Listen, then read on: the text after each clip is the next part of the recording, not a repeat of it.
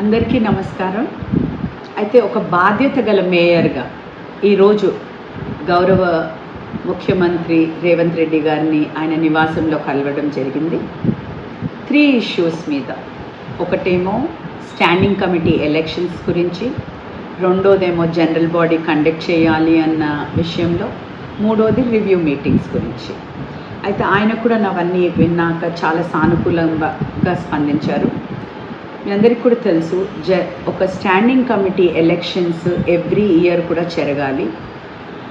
So November లోపల మా standing committee tenure అయిపోయింది.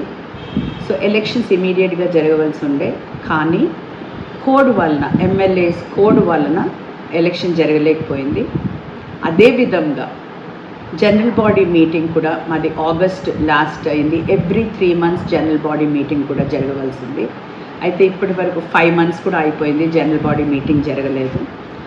అండ్ మా కార్పొరేటర్స్ అందరు కూడా, అన్ని పార్టీలు, 4 పార్టీల కార్పొరేటర్లు కూడా నా దగ్గరికి పదే రావడం, మా ఆఫీస్కి వాళ్ళ వినతి పత్రం ఇవ్వడము, జనరల్ బాడీ కండక్ట్ చేయమనడము, మరి స్టాండింగ్ కమిటీ ఎలక్షన్స్ పెట్టమనడము, ఇవన్నీ కూడా వాళ్ళు వచ్చి నన్ను అడుగుతున్నందుకు నేను కమిషనర్ గారికి లెటర్స్ కూడా రాశాను. నిన్న కూడా ఒక లెటర్ పంపించాను. ఇప్పటి వరకు కూడా మాకు ఏమీ రెస్పాన్స్ రాలేదు. కాబట్టి నేను స్వయంగా ఈరోజు గౌరవ ముఖ్యమంత్రి గారిని కలవడం జరిగింది.